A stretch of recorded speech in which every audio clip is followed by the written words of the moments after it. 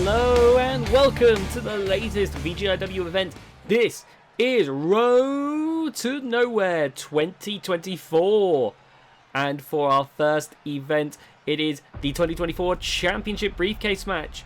Now, as we said before, the 2023 Men's VGIW Championship Briefcase is still in circulation, held by Brutus Armstrong.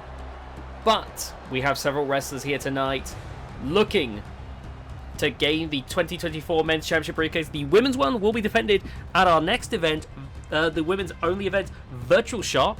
So be sure to look forward to that. That'll be an exciting time. Hit the subscribe button so you'll be notified when that happens. But the wrestlers for this match are making their way down to the ring now. Coming down the ring first is one half of the Wild Horde. It's Gork. And Gork has been looking to not just, to be one of the many wrestlers that have not just had a great tag career, but had a great singles run too. I've heard people such as the ruler of Outrage Combat Wrestling have said that Gork has the potential to be a big-time singles competitor. Winning this championship briefcase match would be a major buy-in for him in that. The championship briefcase guarantees you a world title opportunity at any time. That is what's made the likes of Brutus Armstrong, who is undefeated here on VGIW, even more feared because, well, at any point Brutus could go for the world title. At any point. Could even happen tonight. But soon there'll be a second name alongside him with that opportunity, and it could be the 7-foot-tall Warbeast Mammoth. Mammoth, standing tall, has been a world champion, been an intercontinental champion, been a tag team champion, been a hardcore champion. He has been in the position that Gork wants to be at, being a very successful singles and tag team wrestler. Mammoth, one of the giants of the channel, has been formidable and has dominated so many wrestlers. And you can see that Mammoth is more than ready to go here in this one. With that height, that's got to make it easier to reach for the briefcase. But of course, there are wrestlers in this match who, with their high-flying abilities, will specialize in a ladder match environment. We'll be seeing a few of them coming out here tonight. But here's one that I am very curious about. Here comes Terry Durr. Terry Durr coming down to the ring, and you better believe that Terry Durr is someone who, if he gets a hold of that briefcase, got to be one of the more interesting non-world champions to get that belt, to get that briefcase, because Terry Durr seems like someone who year on year has been improving at such an accelerated rate. I've always said he's an Olympic level athlete, but in terms of his success in the ring, things were rocky in the beginning. Forming a tag team with fellow athlete Kane Randleman, he didn't seem the tag team quickly didn't go very far. Then on his own, he took a little bit of time to try and find his footing, but as time has gone on, he's been getting better and better and better. Terry Durr quickly could be finding himself, if he continues this momentum, could find himself in the upper echelons of VGIW's incredible pantheon of wrestlers. But, Terry Durr is someone who's, incredibly athletic, incredibly strong, incredibly agile. One to keep an eye on, in my opinion. But it's easier said than done winning that briefcase. What with how many incredible wrestlers there are in this. So many wrestlers that could rocket their way up to the top here in the ring, including the gentleman Walter Abbott. Now for Walter, this would be a huge ascension. Walter Abbott has consistently proven himself to be a quite capable wrestler in that ring. Been hardcore champion, been United Kingdom champion. In fact, that championship originally was called the Light Heavyweight Championship until the gentleman renamed it. Walter Abbott has proven himself to be a part of VGIW history.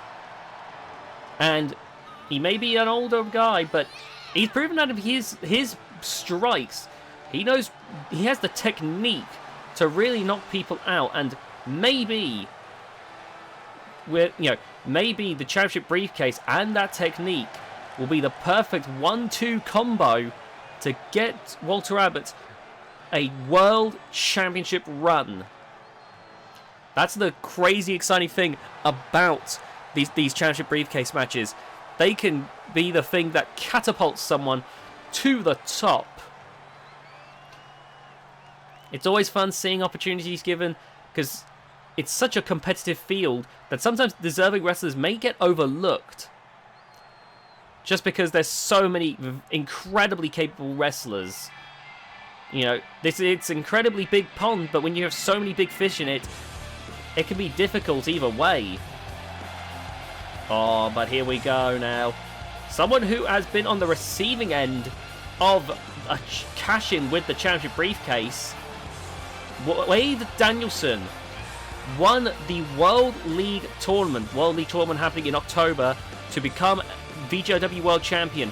Held it until I believe it was Regal Rampage, where Platinum Pete used his championship briefcase and Wade Danielson lost the title that way because he couldn't beat Platinum Pete after having a very tough match. Going on to fight Platinum Pete was just one step too far. Now Wade Danielson, if this match goes well, could find himself on the other end of that equation. Currently the world champion is the legendary Giant Herman. I've heard that Herman does have a big announcement in the near future. We'll be looking forward to seeing what Herman has to say. But for right now, at least, we've got other big proceedings coming up. VGIW's very busy at the moment. Here comes the Golden Phoenix. The Golden Phoenix, another wrestler, much like Walter Abbott, who I think is very capable. Golden Phoenix has held several big titles. He's been a multi-time tag team champion. He's been Intercontinental champion. He has been United Kingdom champion. Safe to say that Golden Phoenix has proven himself to be a very capable athlete. I believe he's been Bulldog Breed champion before. Golden Phoenix has proven himself to be very capable, but has never held the top prize. Could be by winning the championship briefcase match that he finally gets that major opportunity that he's been looking for. And now we wait for the next wrestler to make their way down to the ring. I believe we're waiting for just two more wrestlers to join the fray here. And then we can get started with our opening match. Here comes Keller. Now, Keller is an interesting case.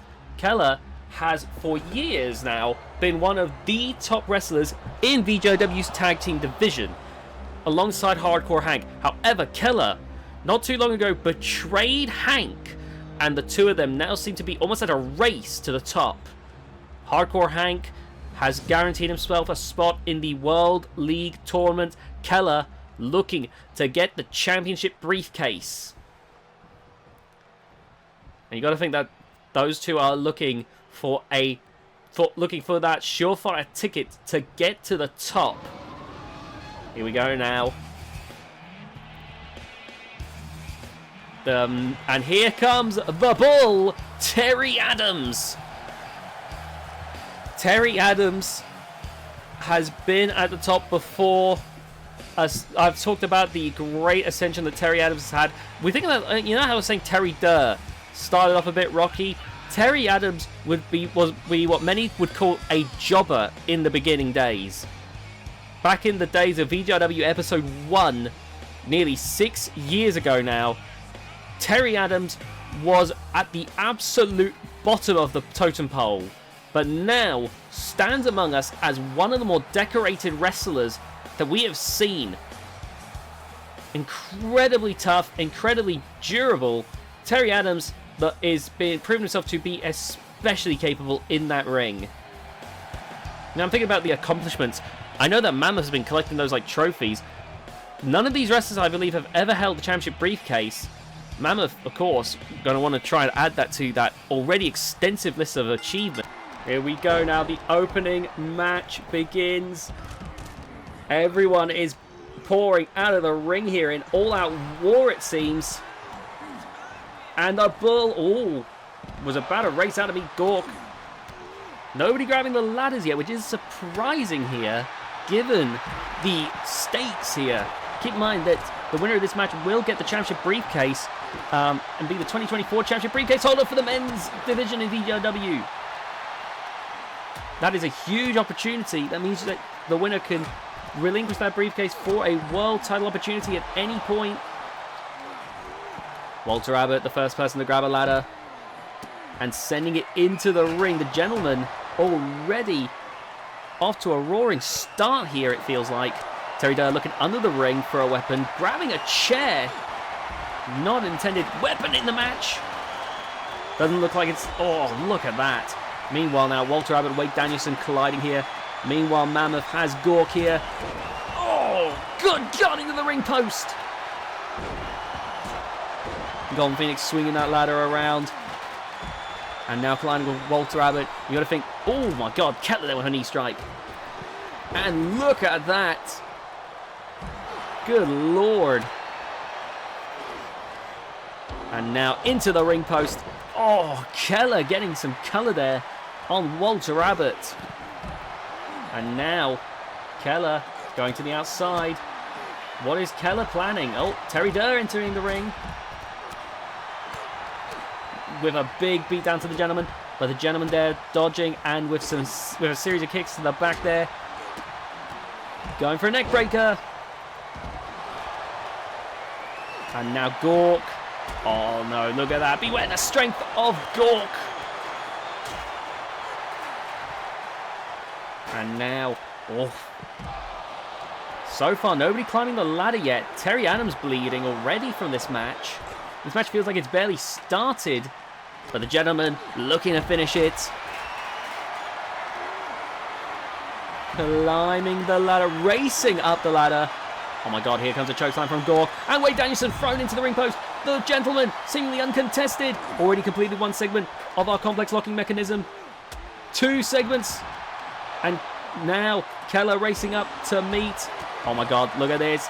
Driving Terry Durr face first. Oh man. Keller and Walter Abbott both in precarious positions right now. But Keller holding on. Look at that, dazed and confused. Keller going to hold the briefcase. Can he undo it?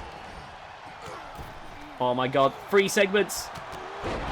Oh, he's a little bit, he's buckling under pressure. Terry Durr now going for the back. And Wade Danielson pushes Keller down. Crashing down to earth there. Wade Danielson thrown to the side of the ring.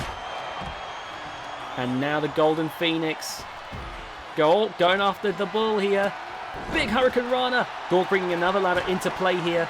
And the gentleman with a kendo stick. Oh, God. Nasty shot there to Wade Danielson. Golden Phoenix meanwhile snapping the neck. And a big backdrop to the side of the ring from Gork. Oh my God, Keller there. Incredible strength. Throwing Gork. In comes Terry Durr now. Caught by the bull. And now, look at this now. Going into the corner with snake eyes. Oh my God.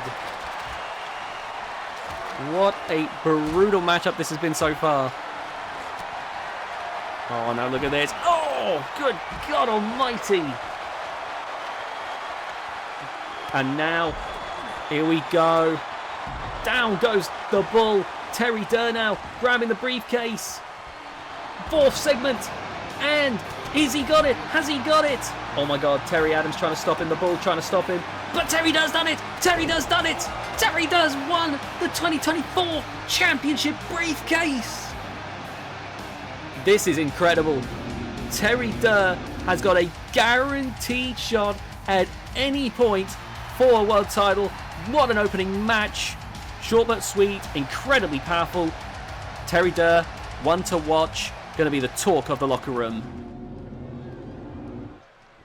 Here we go. Time for the next match now for the VGIW Global Championship.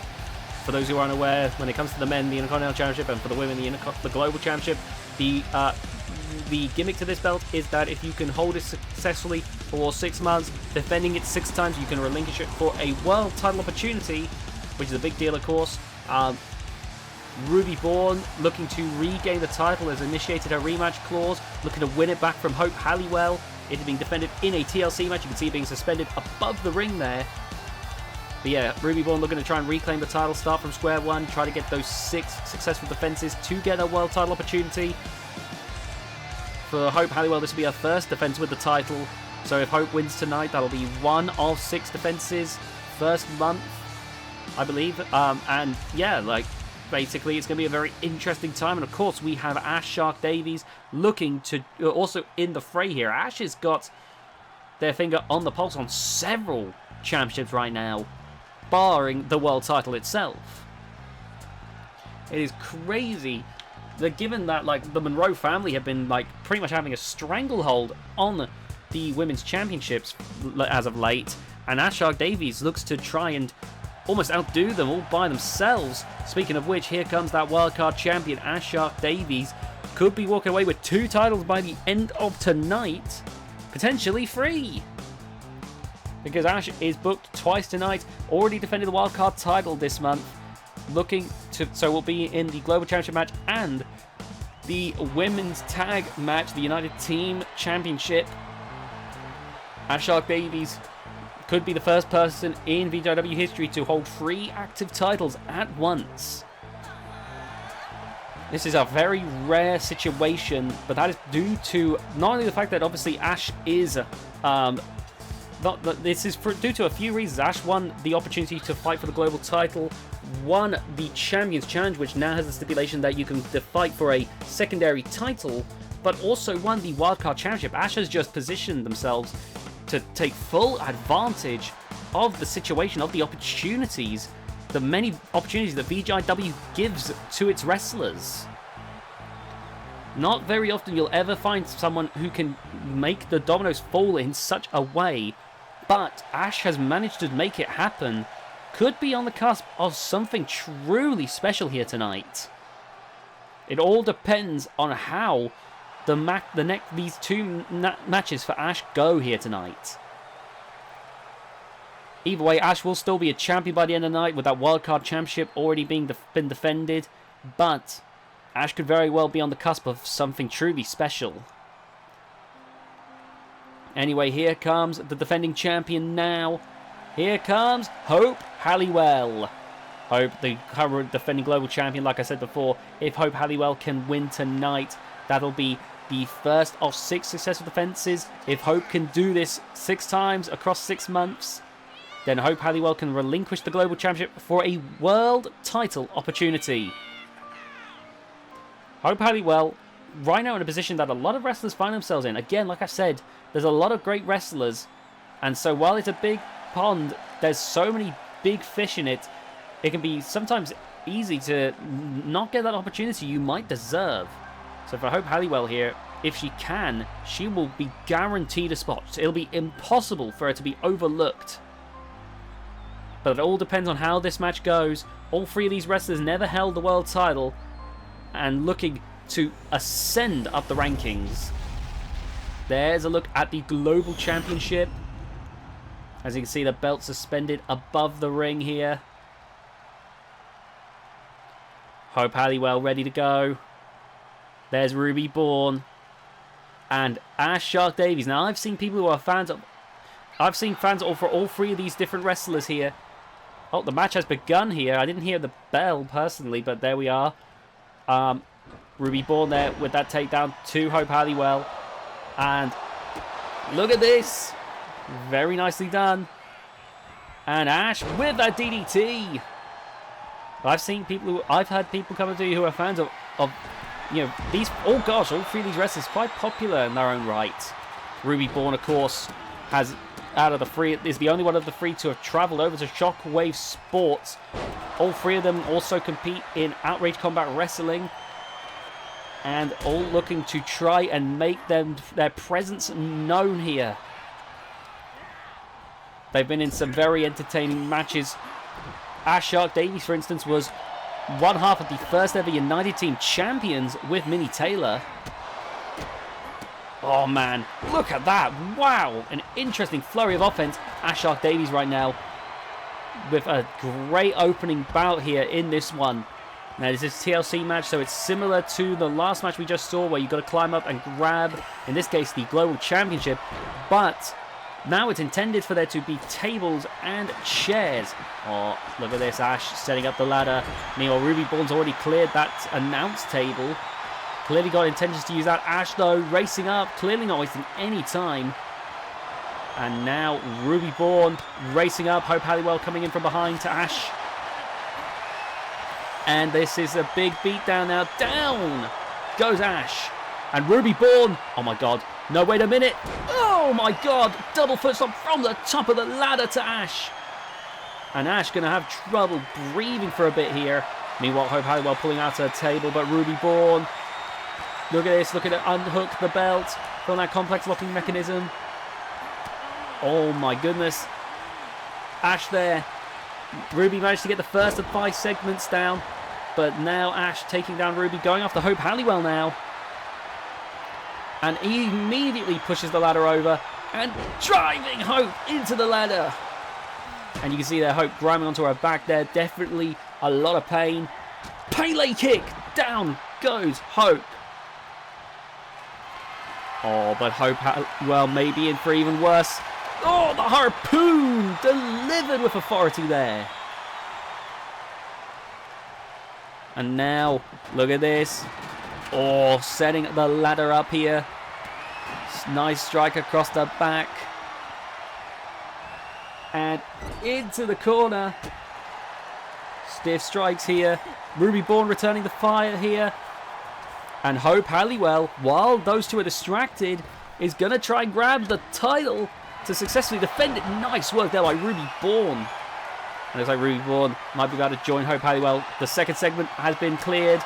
And now look at this. Series of strikes to the midsection. Hope refusing to back down. Now returning fire here. Oh, Ruby and Hope. Oh, Ruby's in trouble. Set face first. And they'll be pushed down, crashing to the bottom. Where Hope Halliwell now looks once again to take the Global Championship. Third segment completed. Ash racing up to meet Hope at the top of the ladder. Look at that. Nice work there by Ash. And throwing Hope off. And Nash, oh my God, Ash, they're not going to grab the belt just yet. Oh my God! Oh, that was a hell of a crash landing. But Hope has always been very good at dodging offense. Oh, look at that. They're both trying to take down Hope Halliwell, but Hope right now. Oh, wait a minute. Growing for the 4th segment and the 5th segment.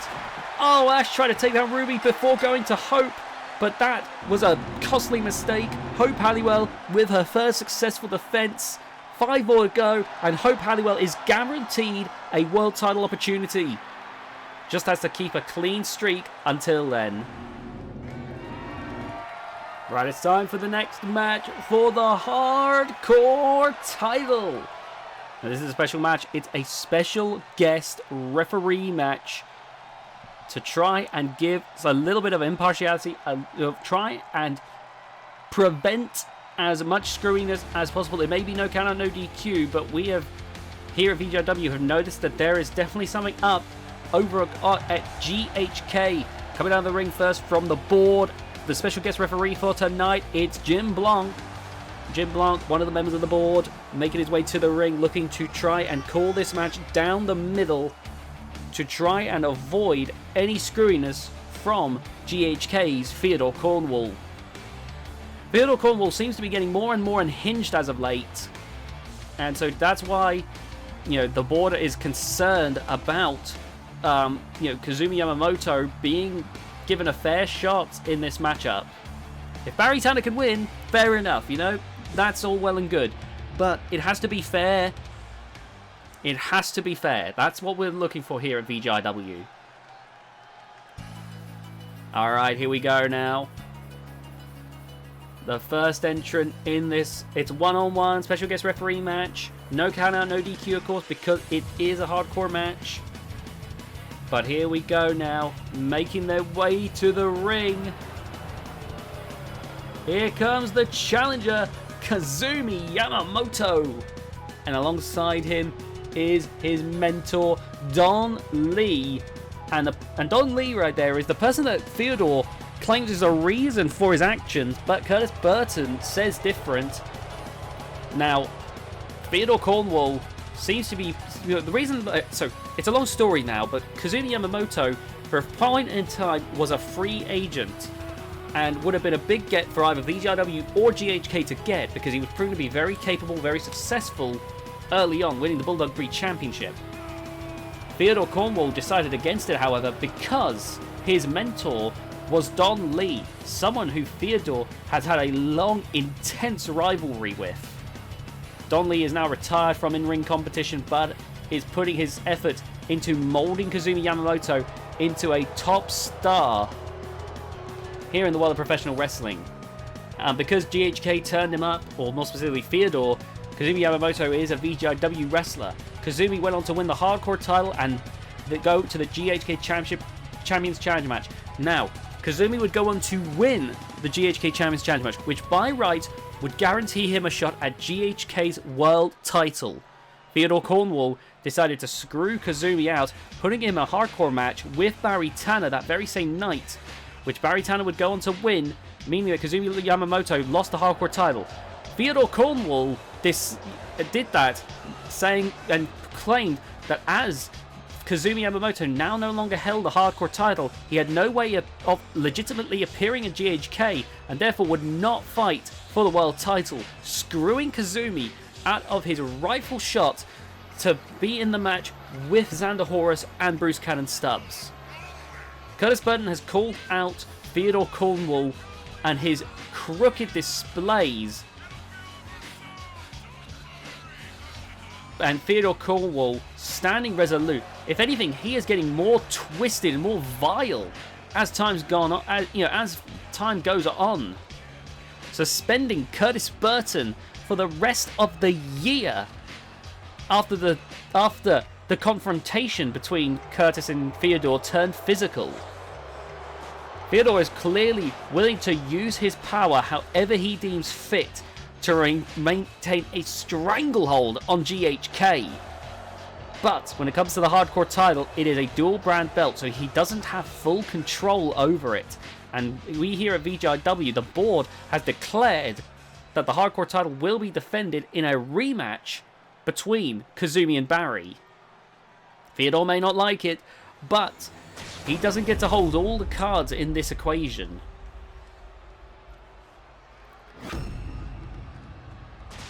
Here we go now. That championship, if you hold it, you get the ability to appear on both on VGIW and GHK, same with the trios titles.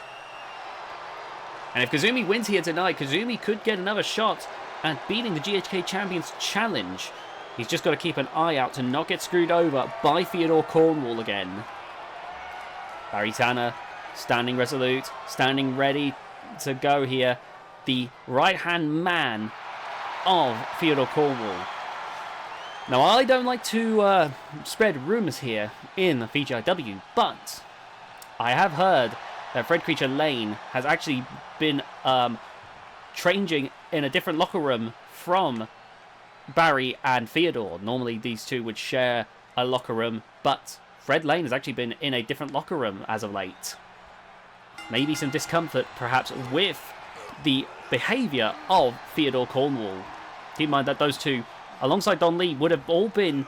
Well, keep in mind that four of these wrestlers on screen, Jim Blanc, Don Lee, Theodore Cornwall and Fred Lane, all were on Terrific Texas Wrestling back in the day.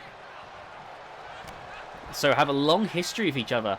So you got to think that there's a long friendship between Fred Lane and Theodore Cornwall. So maybe Fred's seeing a different side of Theodore recently. But maybe it's nothing. You know, oh, look at this, Barry Tanner. Big man with a lot of strength. Going right into this now. Look at this. 1, 2. And they're kicking out at the count of 2. Kazumi Yamamoto may be in trouble as Barry Tanner crashes down. Going for another pin here. 1, 2. And there's another kick out there. And Kazumi going to the corner there. Oh, look at this. Squeezing down on the throat of Kazumi Yamamoto. Going for a pin here. And look at this. And Kazumi again kicks out. Barry needs to do more than this. Fred Lane stepping in to try and help Barry here. by exposing the turnbuckle. Actually, speaking of potential animosity, look at this! Oh my god! That pain there actually seemed to wake Kazumi up there. Oh no. Face first into the exposed turnbuckle. Speaking of potential issues with Theodore Cornwall, I know that Barry Tanner had issues with Theodore, Theodore attacked a referee recently on an episode of GHK. Barry Tanner went to check on said referee. That's why Jim Blanc is stepping in as the special guest referee as well, because, quite frankly, we don't believe that our referees will be safe. Oh my god, diving headbutt to the crotch of Kazumi Yamamoto. 1, 2, and there's a kick out there. But Kazumi Yamamoto needs to do more than just kicking out if he wants to win this. Right now, Kazumi's back up. Oh, and what a strike there. Now another pinfall. 1, 2, and there, another kick out. Barry Tanner kicking out this time. And Theodore clapping Barry Tanner, applauding him here. I remember Theodore, because Barry dared to check on the referee. Oh, Kazumi a little hesitant to step on the outside here. And Theodore grabbing Kazumi Yamamoto's attention here. Look at this. You can tell that Kazumi a little hesitant because he knows that if he gets in there, because Theodore could throw hands, but Kazumi might be willing to take that opportunity. Look at that. Looking on the ring for a weapon, causing Theodore to back up. Oh, cracking the stop sign over the head of Barry Tanner. Oh, and across the backside. And now, grabbing a hold of Barry Tanner once again. Into the steel steps. Oh my goodness. I remember when Barry Tanner went to go check on the referee at that recent episode of GHK. Theodore Cornwall started slapping Barry Tanner, telling him not to check on the enemy. That's why that's why the board feels that a normal referee would be in trouble refereeing a match with Theodore Cornwall about. Because it's clear that Theodore will attack anyone and everyone that he deems unworthy. Oh, there we go, throwing Barry Tanner. Kazumi Yamamoto. Right now, squaring up to Barry Tanner. So far, Don Lee's not gotten himself involved. I know Don Lee can have a propensity for cheating, personally. But so far, only signs we've seen has been a distraction from Theodore Cornwall and some interference by Fred Creature Lane, exposing the turnbuckle. Oh, looks like Don Lee now going to do the same as Fred Lane here, exposing another turnbuckle. Oh, but look at this, Kazumi Yamamoto bouncing the head of Barry Tanner against the ring mat. Remember this for the hardcore title. So exposing the turnbuckle isn't so bad, it is completely legal. So Fred Lane and Don Lee aren't necessarily in the wrong in this one. Oh, but look at this now, Kazumi Yamamoto there, look at that, taking the leg out there. Oh, Barry Tanner there, catching Kazumi off guard there. And now, Barry Tanner lifting up Kazumi Yamamoto and throwing him into the turnbuckles. Barry Tanner bringing Kazumi Yamamoto back up once again. And now, look at this. Oh, my goodness. And climbing up to the top rope because Barry Tanner might be about to put this one away. Elbow drop from the top. 1, 2, 3. And Barry Tanner wins this one. Fair enough. Barry Tanner coming out on top in this one. So getting to celebrate with the championship. Congratulations, Barry Tanner. We can safely say that this one was done fairly and honestly. And wait a moment. Oh my god, Theodore Cornwall. What is he doing? No, come on. What is this? What is this? Oh my god, Theodore Cornwall grabbing a hold of Don Lee now. What is he doing? Don Lee's retired, for God's sake. This bloody... Oh no, this is ridiculous. Oh my god, this is too much. This is too much from Theodore right now.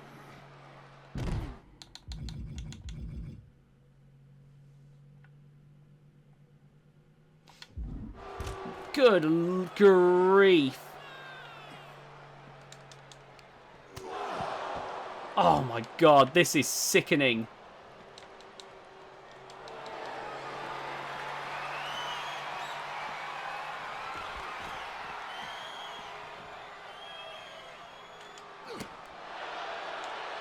Oh my god, no, wait a minute. No, Theodore, good God!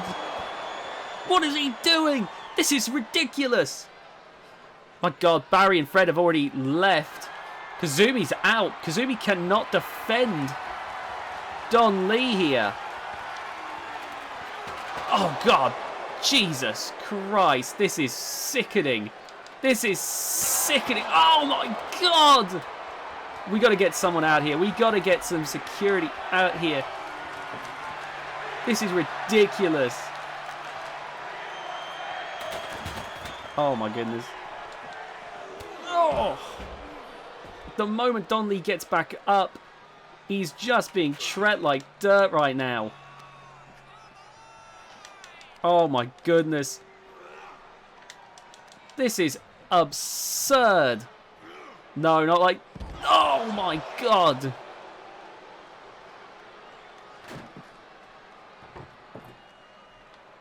No, Don Lee trying to get back up. Oh, but the moment he does, just being dissected by Theodore right now. Oh my goodness. No, what is he doing? No, don't do this. Oh my god. This is ridiculous. Theodore finally walking away. Is he proud of himself? Is he proud of himself for what he's done?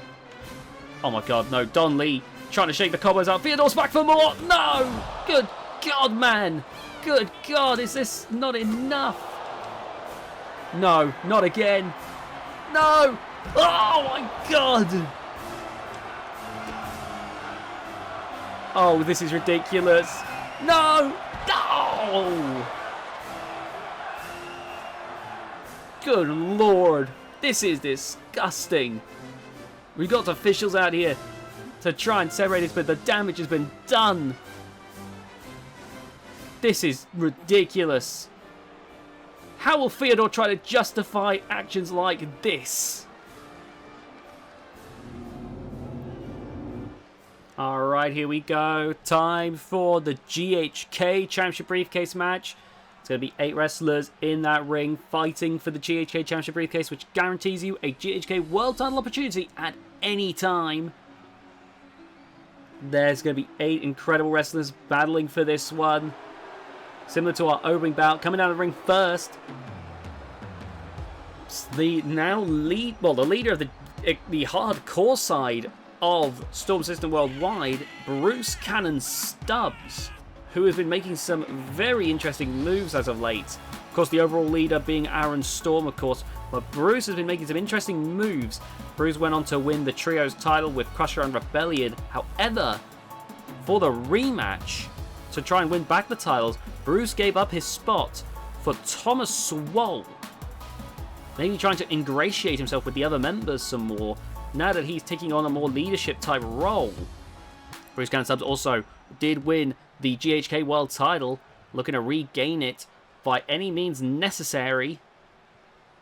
And winning the championship briefcase would be one hell of a way to do that.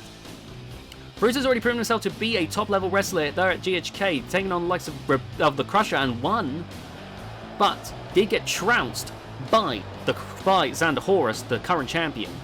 Now, I'm shocked that Fred Lane is daring to show his face after what just happened. Rumors be damned. I don't know how you can show your face after something like that.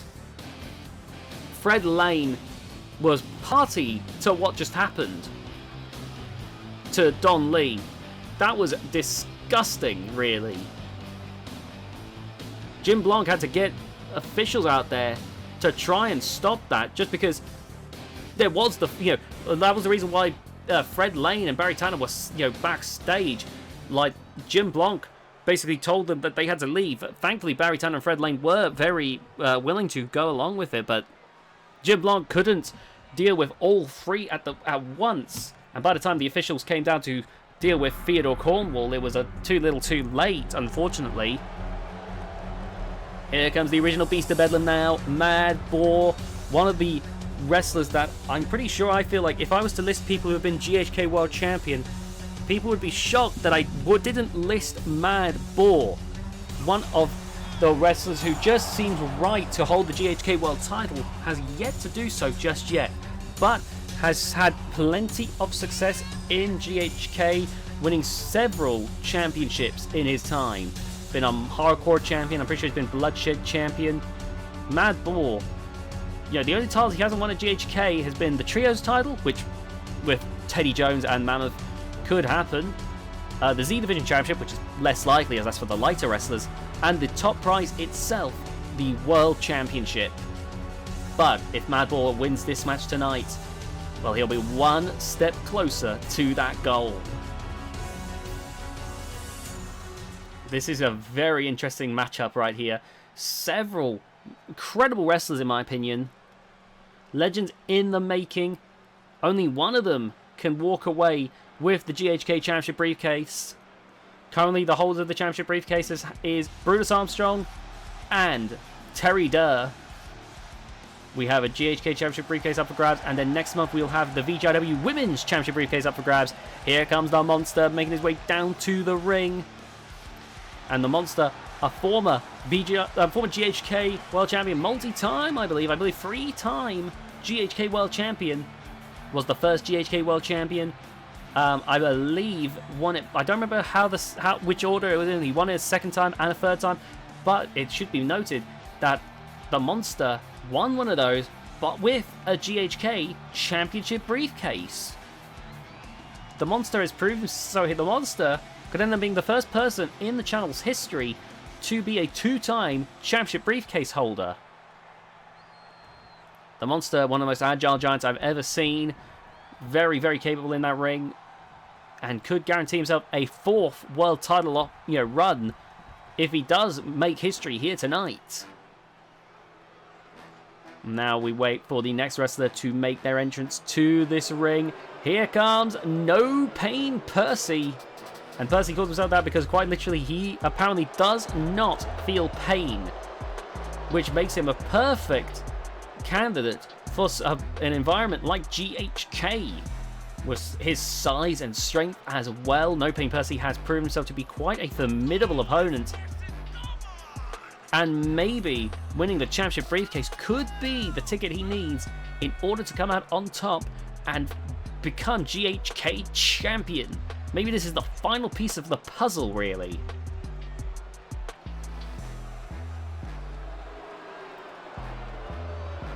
Oh man, you can see that No Pain Percy more than ready to go in this one.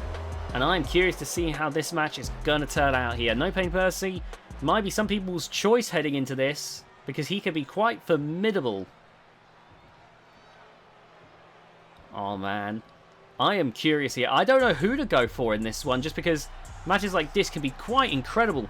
I think the most promising one... Oh my goodness, wait a minute, I forgot about this. Here comes Harriet, making his way to the ring. And Harriet, with the Bloodshed Championship around his waist, is he the current champion right now? I have not been keeping up to date on that. But either way, Harriet making his way down to the ring regardless.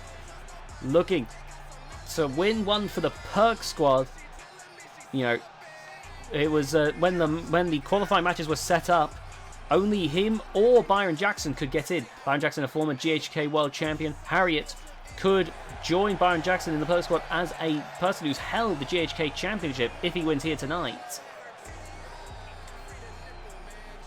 And what with Curtis Burton currently suspended for the rest of the year, you got to think the Perk Squad are going to do everything they can in order to come out on top here tonight. Curtis Burton undoubtedly got to be watching on, cheering Harriet on in this one.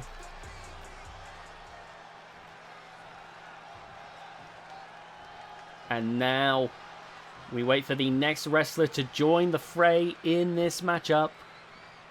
We have 6 wrestlers in the ring, so there'll be 2 more left to enter this matchup. Here we go now. Here comes Exciting Constantine, another former world champion entering this matchup. Now, back in his debut on the VGIW channel, exciting Constantine alongside Kevin maybe wouldn't have been considered a whole lot, with Hubert being the main wrestler in charge, a living legend. However, exciting Constantine has really risen up the ranks and is now the top Constantine. The Constantines are incredibly tough, incredibly strong, and are perfect for the GHK environment. Exciting Constantine has shown that he is someone who can lead the charge for the Constantine clan. An incredible wrestler. He has come leaps and bounds. And I'm quite excited, pun not intended, to see what he would do if he wins the championship briefcase here tonight. Might be my preferred choice, personally. But anything can happen in that squared circle. Oh dear. After successfully defending the hardcore title, Barry Tanner looking to get the GHK Championship briefcase here tonight now. And again, I am shocked that Barry Tanner is willing to show his face after this. Barry Tanner, I don't know. We'll have to wait on an update when it comes to Don Lee. I have no idea what's going on there. I have no clue if Don Lee is okay, if there's going to be any long-term damage. We will have to wait and find out.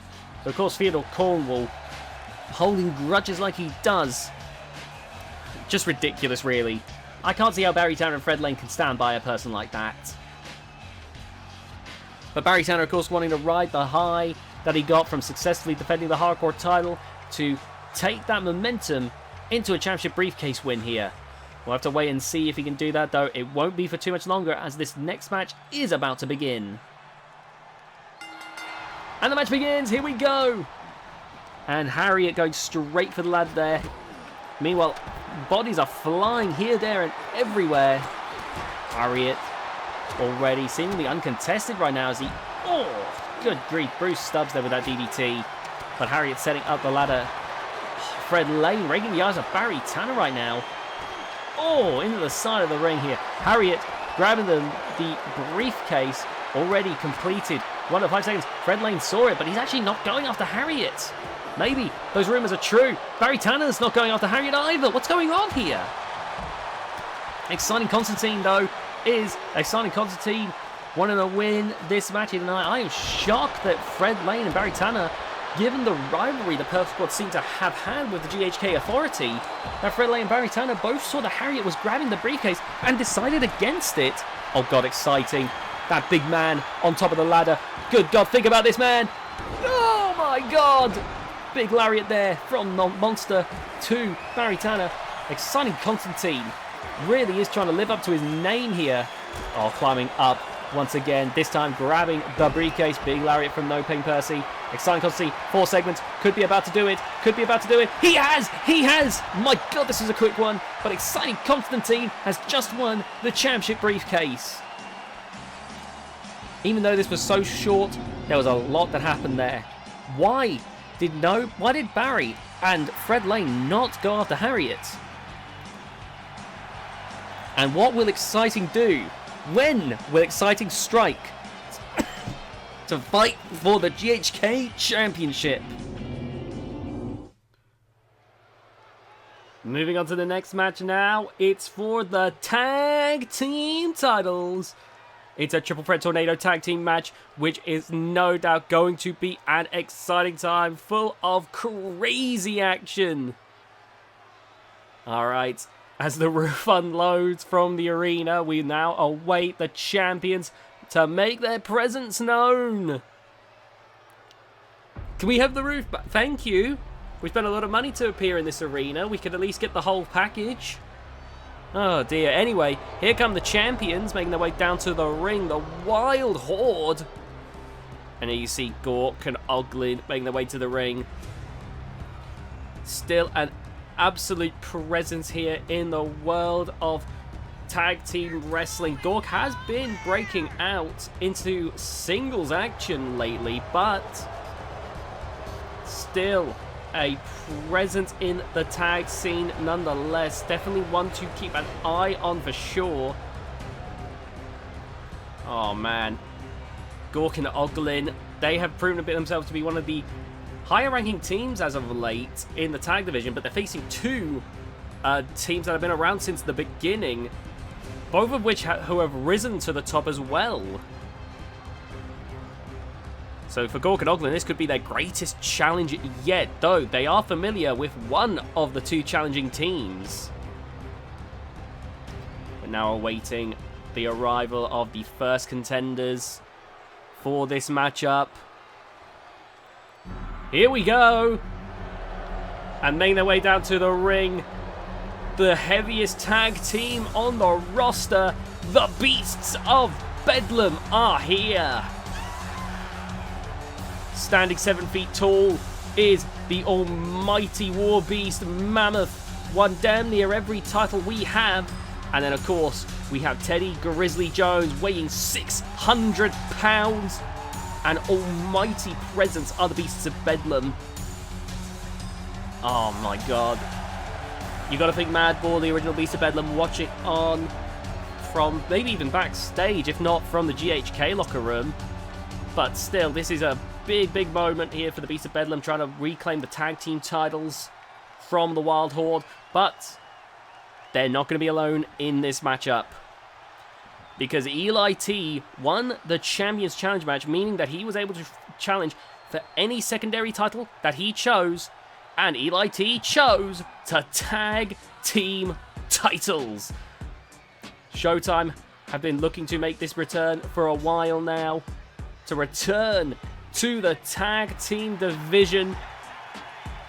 In their big return, they won the trios titles, and they could end up winning both sets of team belts in this night. Oh, it's Kendrick Malandra. Very confident, as you can tell. And there is the powerhouse Eli T. And you can see that they are very confident right now. OGs of the tag division. They have been, it has been a long while since we've seen them in the tag division. However, due to Kendrick Malandra, going on a film tour. However, that time has passed. Eli T and Kendrick Malandra have returned and are looking to once again reassert their dominance within the tag division. They had legendary feuds with the likes of the Guild. They've had big matches with the likes of the Beasts of Bedlam in the past, though they are inexperienced with the latest Beast of Bedlam, Teddy Jones. That might change things up. They're used to the matchup of Mad Boar and Mammoth. Then, of course, I don't know if they've ever fought the Wild Horde before. Might have been just after their time. Here we go, the match begins. And right away, we can see them all locking up in this one. DDT there, great work. And now, taking Gore against the ropes here. Oh, man. Oh, what a slam. And you can see some big Goliaths in this one. Of course, the Beast of Bedlam, but as well Gork. Then on the other hand, you've got Showtime and Oglin, who are much smaller. Oh, Teddy Jones taking down Gork. Kendrick Malandra running into the giant War Beast, but no luck there. And there's Gork with the takedown. Oglin thrown over by the War Beast, and right now the big powerhouses are overwhelming the smaller competitors. Look at this. Oh my god, what a slam. Going for the pin now. And there you see Kendrick Malandra breaking things up. Kendrick Malandra and Eli T are going to have a difficult time here, I feel. Oh my god. The back of Kendrick's head hit the turnbuckles. You can see Kendrick there trying to recover. He is dazed and confused, but Gork is going to take full advantage of that right now. Oh, Eli T. Nice slam there. Throwing Oglin aside. And Gork crashing down, and now a pin. 2. Oh, the first 3 count, the first tap out will decide this one. This is for the tag team titles once again, and this is going to be a big match. You got 3 epic tag teams in this one. Oh, trying to use the kendo stick, but Mammoth able to disarm Eli T. And then the backstabber there from Oglin to Eli T. But Eli's right back up. Eli has been a notable presence as of late. Oh, look at this. Oh, meanwhile, Kendrick Melandra thrown by Gore. Oh, man. Oh, what a throw. Meanwhile, Oglin taking Teddy Jones into the ring. But there you see the 600-pounder with a mighty clothesline up against the ropes. Oh, a falling headbutt. And now going for Eli T here, Teddy Jones taking Eli to the corner. And look at that snake eyes from Mammoth. The Beasts of Bedlam in control here. But Kendrick Melandra with a chair, looking to try and be an equalizer. But there, Mammoth grabbing Kendrick Melandra. Oh, my God. Kendrick's just been busted open by the War Beast. And you can see it was a nasty gas right there. Blood beginning to spill. By the way, I just want to announce that recently, Aku Suzuki challenged for the Shockwave Sports Championship, and I'd highly recommend checking that out. Canonically, these are still the episodes taking place in August, so we're kind of breaking the timeline a bit by mentioning that. It's more of an out-character announcement. Do check out the Shockwave Sports channel. It was an incredible match between Aku Suzuki and the crowd pleaser. I gotta tell you, I'm involved in the commentary on it. It was an amazing time. Highly recommend you check it out. And we've got plenty more plans with Shockwave Sports in the future. Eli T, look at that. The athleticism, but Oglin able to dodge. Oh, but couldn't dodge that. Some of the best clotheslines in the business. Whoa, but the strength of Gore there on the outside, slamming the War Beast like he's nothing. Eli T throwing Oglin from pillar to post. And now grabbing Oglin, taking him into the corner, but the War Beast has stepped into the ring. Eli T hasn't noticed. Eli T with a scoop slam, there we go. And now climbing up to the middle rope. Mammoth's changed his mind here. Meanwhile, a belly to belly. Oh, the back of the head of Gore hitting the steel steps from that belly to belly. Oh my God. Oh, into the steel steps. Two giants colliding. Oh my God. Oh, Kendrick Melandra riding a high, but missing due to Mammoth dodging out of the way. Oh my God. Teddy Jones. The Beasts of Bedlam have waged war in this match. And now, oh, across the back. And here we go. Back and forth right now.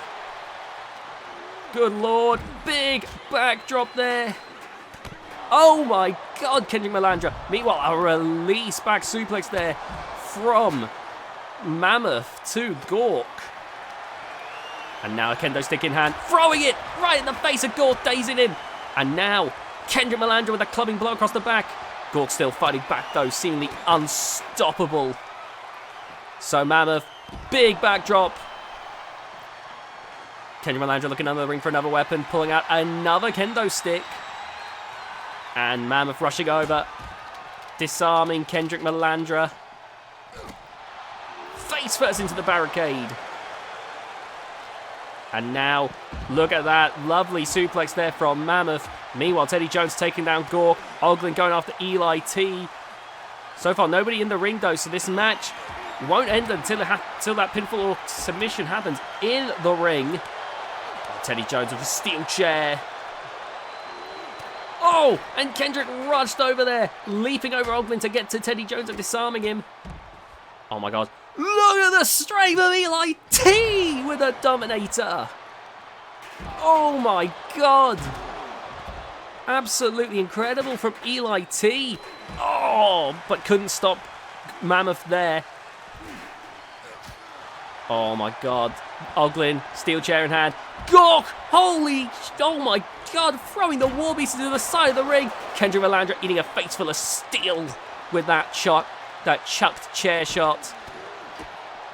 Teddy Jones racing in, grabbing a hold of Oglin, and look at this. Oh, Oglin managing to break away. My God, this is a mess. This is an absolute mess right now of bodies. Oh my God. The side of the ring being used as a weapon in this one. Oh my God. Gore just got busted open right there. And look at that. Look at Kendrick, speaking of blood. Kendrick Melandra absolutely coated in the stuff right now. Gore sent into the side of the ring there.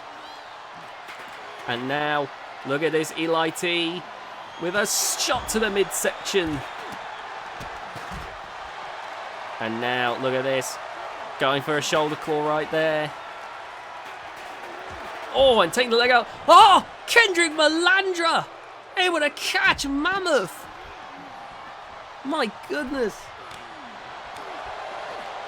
Big headbutt there from Gore. But Eli T. Oh, nice catch there by Oglin. And now taken into the corner by Teddy. Oh my god, wait a minute. No, the 600-pounder. I know what he's looking for. He's looking for the Banzai drop. 600 pounds. 1, 2. No! Oglin kicks out at the last possible second. 2.9. Oh my god. What a tag team matchup this has been. Oglin's trying to check his breathing right now after having 600 pounds dropped on your chest. You got to think that breathing is very difficult to do. Oh, into the corner again. And now setting him up in the tree of woe. And let me tell you, being like that is a bad situation when you're being cornered by Teddy Jones. A Kettlestick right across the face of Eli T. Oglin trying to use the ropes to help him up, but he can barely find the strength as Teddy Jones stomps away. Oglin catching with a kick. Oh my god, Eli T! Dominator! My god, what a brutal slam. And now, look at Teddy Jones there, easily hoisting up Oglin, but Eli T, no way. Holy cow! How has he done it? How has he done it? And pinning Oglin. 1, 2, 3.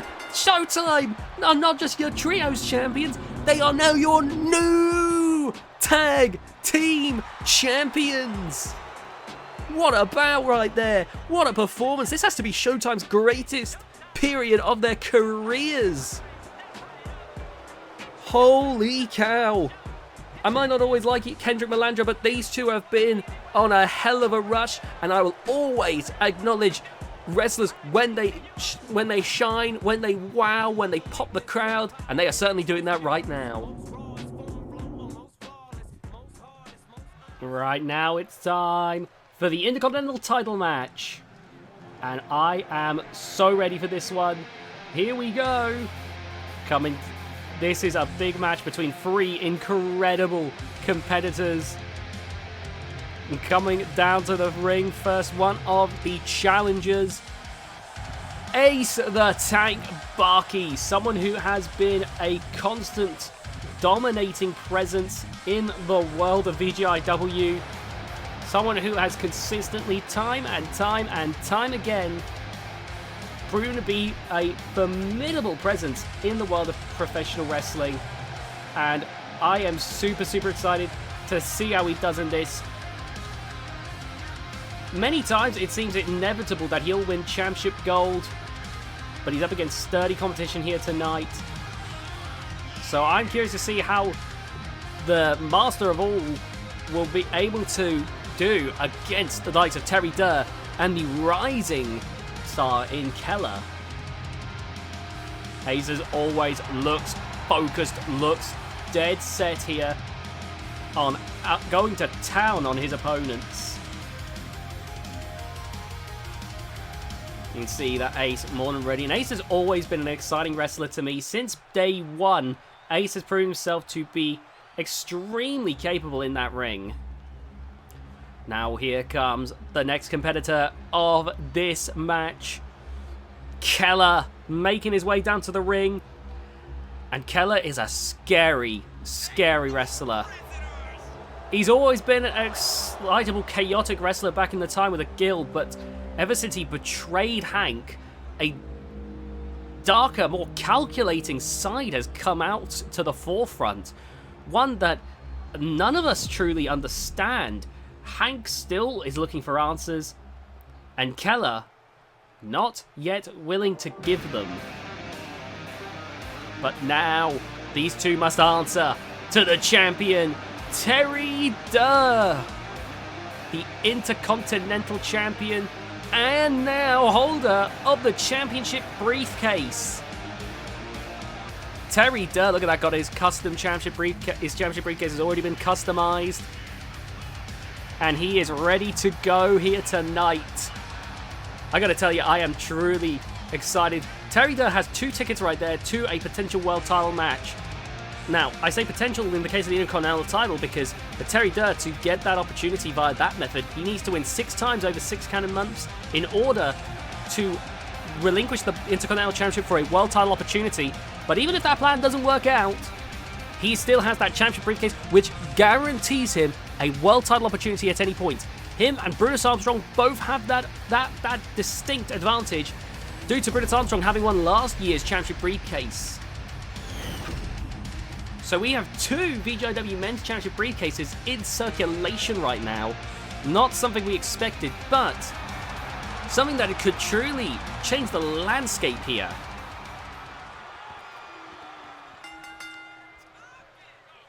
And a bit of... They were staring each other down in the beginnings of this match. Nice takedown by Terry Durr. Oh, man. Keller there. Look at this. Beat down here. You got 3 very different wrestlers here. You got... Oh, man. Terry Durr and Ace the Tank Bakke both have very expansive repertoires, but for different reasons. For Ace the Tank Bakke, he can do almost seemingly anything because he has spent time practicing so many different fighting styles. It's why Ace can seemingly do it all. That's why so many of Ace's matches have been so damn entertaining, because he has, quite frankly, just got such a big moveset. Terry Durr can seemingly do it all because he doesn't have the expansive knowledge base that Ace does, but we see Terry Durr pulling out new moves on occasion because of that athletic state. He is so strong, so agile, he can seemingly do it all simply because he has the ability if he puts his mind to it. Keller, meanwhile, does not have that same expansive repertoire, but I don't think he needs it. To quote that, to paraphrase, I remember that there was like a Bruce Lee quote or something. You know, I fear the man who practiced one punch 1,000 times as opposed to the man who practiced 1,000 punches one time. And Keller has proven himself with his chaotic energy, his stiff strikes, and that sadistic streak has been proving himself to be quite vicious, though maybe has bitten off more than he can chew, taking on Ace the Tank Bakke and Terry Durr. Look at that, throwing Terry Durr. And a big... Oh, face first there. And look at that, launching himself at Keller there. Keller now recovering on the outside. Neckbreaker from Ace the Tank Bakke. And Ace right now in full control, it feels like. Although Keller looks to brawl with Ace on the outside. Kendo stick across the face. And now Terry Durr with that steel chair in hand. The kendo stick shattering. Oh, right across the face of Ace the Tank Bakke. And now, look at this. Onto the shards. Oh my god, what a slam. Right in the back of the head. Ace throws Keller back into the ring. And a big strike there to the face of Terry Durr. Keller watching on. Ace rushing into the ring here. Grabbing a hold of Keller and taking him into the corner. Here we go. Look at this. Suplex into the corner. Brutal shot there. And a big drop kick right there to Terry Durr. Ace goes for the pin, but Keller breaks it up immediately. And now Keller dazing Ace, but Ace able to fight back. You can see right now a close back and forth between these two.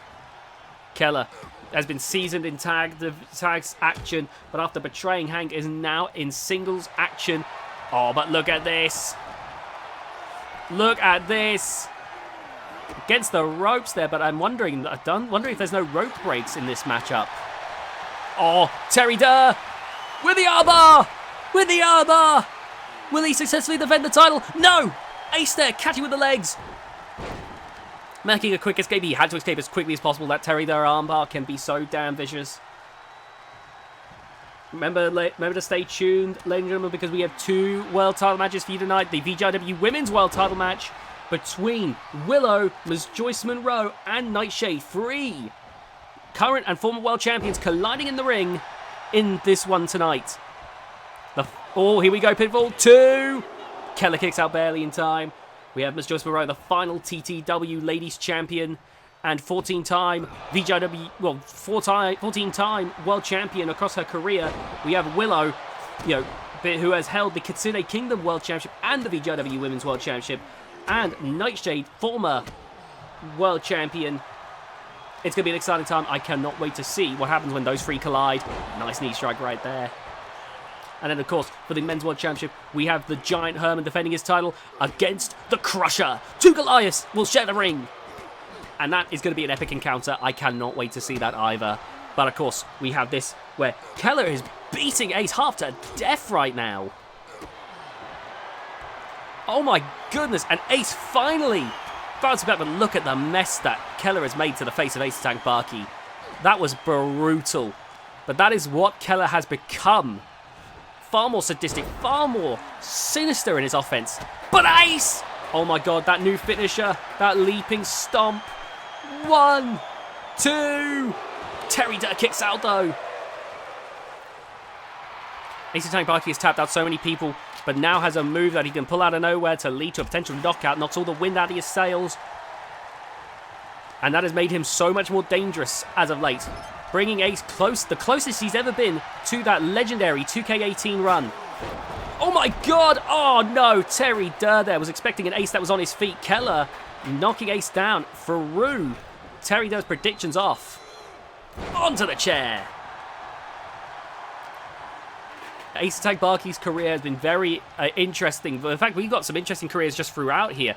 Ace Tank Bakke, back in his run in 2K18, was the dominant wrestler at the time. Keller! Rolling Thunder, Code Breaker, going for the pin. I'm not going to get my explanation, am I? 2. No, Ace kicks out. Oh, very close though. Back to my explanation, as I was saying, Ace Tank Bakke during 2K18 was one of the most dominant wrestlers, around at the time. Doing well, not just in VGIW, but in the now known as Outrage Combat Wrestling. He had his run fell short in 2K19, but in 2K20 he started mounting a comeback, and now in 2K24 he's the most powerful, I feel, that he's been since the 2K18 days. We're yet to see if he's quite reaching those same heights, but you can see that brutality has come back from Ace. Oh, Terry Durr, meanwhile, had a far less extravagant run when he joined in 2K18. Joined with Kane Randleman. He then started to really big himself up in 2K19 and has been getting better and better and better. I have heard Terry Durr has still got some misgivings about that time period. Thinking about the fact that Kane Randleman never got to show himself off quite enough. Kane Randleman did have a brief period where he really was proven to be quite capable, but didn't quite have that opportunity. Maybe Terry Durr hoping to someday see Kane Randleman make his grand return to professional wrestling. Oh man, here we go now. Keller. Oh no, didn't quite make it. And there's Ace snapping the arm. And of course Keller started off and has so far just been a tag wrestler, but has been making his way in singles competitions after betraying his longtime tag partner and multi-time world champion Hardcore Hank. The Kimura. Is it locked in? Is it locked in? Oh no, Keller slipping away. But Ace might have done enough here. Springboard moonsault. Oh, Terry Durr grabbing the steel steps. Wait a minute. The claw. The claw. The claw. Terry Durr rushing in. And a step kick. Oh! Accidentally took out our referee there. Oh my god, that happens sometimes. Sometimes the referees get caught in the crossfire. And Terry Durr with the armbar. But there's no referee to count it. Not that it's going to matter though. Ace with the escape. Our referee getting back to her feet and ready to keep going here. Oh, Keller. Oh, man. Oh, look at this. Big DDT right there. Oh, breaking that up. Terry Durr trying to steal the win from Keller there. And now strike there to Terry Durr. Bringing Terry Durr back to his feet here, Keller. Irish whip. Rolling Thunder. Codebreaker busting open. Terry Durr. 1, 2, 3. Dethroning the champion. Keller's your new Intercontinental Champion. Hank has a potential road to the world title by being in the World League Tournament, but Keller, not too far behind, is your new Intercontinental Champion. If he can defend that successfully 6 times, then maybe in about 6 or so months' time, he will be fighting for the world title. Here we go now. It's time for the United Team Championship match now. Here we go. We have the United Team Champions, Helen Monroe, Amber Monroe, making their way down to the ring. The Monroe Dynasty has been one hell of a presence here as of late. Like, they have taken over professional wrestling. Ms. Joyce Monroe, of course, has been, winning the world title. Amber and Helen Monroe have had a stranglehold on the United Team titles as of late. They have been absolutely dominant there. And Boris Monroe, I believe currently the Canadian Men's Champion in Canadian Destroyer Promotions, another show on the VGIW channel. Safe to say, the Monroe family have really been showing themselves off. Now, this isn't because of any cheating. It's not like Storm System Worldwide. It really is just a case that the Monroe family are made of some of the finest athletes that we have ever seen stepping in that ring. It truly is a spectacular sight. But it seems that Ash Davies might become a thorn in their side.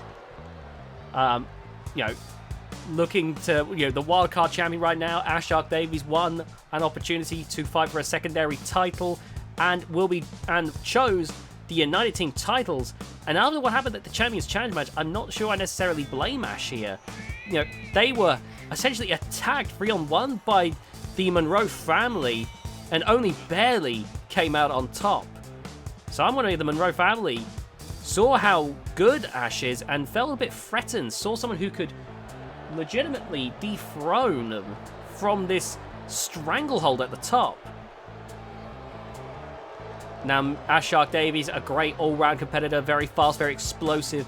That harpoon move can strike out of nowhere and lay an opponent out. And then, of course, you got Minnie Taylor, who is one of the strongest wrestlers I've ever seen. Pound for pound has to be up there as one of the best. Can lift seemingly anyone up in the air. Truly a spectacular sight to behold. And now, this is also a rematch. The last time these two teams fought was, I believe, during VGIW Pride, where Ash actually really underperformed. We've seen that it was definitely a fluke performance. Since then, Ash has really pulled it out, like been able to make some, shown what they're capable of. But that initial performance was an absolute dud. Ash undoubtedly wants to redeem themselves here in this one against the Monroe family. Two sisters ready to go here, ready to perform. And I cannot wait to see how this one goes. This is going to be an exciting one. Let's go! Alright, starting things off. Helen Monroe and Ash starting things off here. And the match begins! Oh my god! Helen Monroe caught there with a huge kick to the face and a great suplex there by Ash Davies. Nice knee strike there. And now look at this. Oh my goodness. And a standing moonsault there.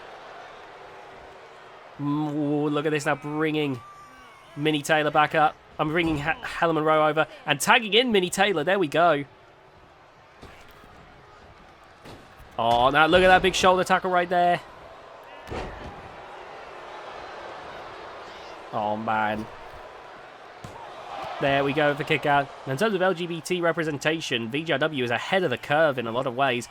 For instance, in this match, Ash Davies is non-binary and Amber Monroe is transgender. And it's just, there's nothing in particular to note about that. It's just, I think in more wrestling promotions, that should be the norm. Oh, nice takedown there by Minnie Taylor. Bringing Helen Monroe down. And right now, the Monroe family is struggling in this one. And a big strike to the midsection right now. Ash and Minnie are showing their teamwork here.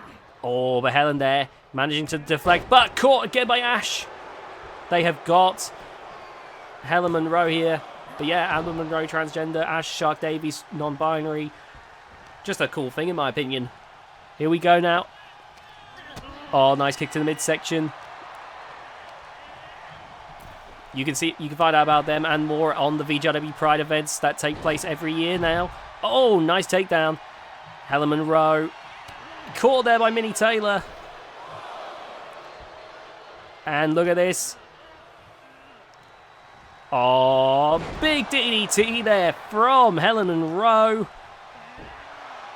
And now going to tag in her sister, Amber Monroe here. The powerhouse steps into the ring. And immediately an Irish whip. But reversed there by Ash Davies. Ducking under. Jumping over. Oh, trying to go for a big kick, but Amber dodges it. But it doesn't seem to have mattered though. Ash taken into the corner. And now, look at this. Oh, face first into the turnbuckle. Stiff kick to the midsection. And now look at this. Springing and incredible. Ash Davies really showcasing their abilities in the ring here against the Monroe family. Normally the Monroes are fairly dominant, but they are getting schooled right now. Ash Davies now with that stomper to the arm. Bringing Amber Monroe back to her feet here. Irish whip into the corner. And now Ash using the ropes for leverage there to put pressure on the arm. And again, oh, stiff strike there by Amber Monroe. Amber now taking Ash Davies into another corner away from Minnie Taylor. Oh, stiff shoulder thrust, look at that. Amber Monroe, very powerful and dominant, making the comeback here in this. Bringing Ash Davies to their feet. Oh, but Ash with the reversal. And now grabbing a hold of Amber Monroe. Look at this. Up on the middle rope. Code red right there. What amazing work. I believe that was the code red. I could be mistaken, but either way, Amber Monroe, hot tag to Helen Monroe, but Minnie Taylor also been tagged in. Oh my God, Minnie Taylor. Storming through. There's a kick out. And Minnie Taylor clearly unamused. Oh no, Amber Monroe gets involved. Not even the legal woman in the match. But that's given the Monroes a chance to mount a comeback here. Starting to bend the rules here to try and stay on top in this one. Big chest chop from Helen Monroe to Minnie Taylor. Going for the pin now. One. Only a one count. Minnie Taylor kicks right out. And you see Helen trying to compose herself here. Helen Monroe, as of right now, the youngest person in the VGIW women's roster.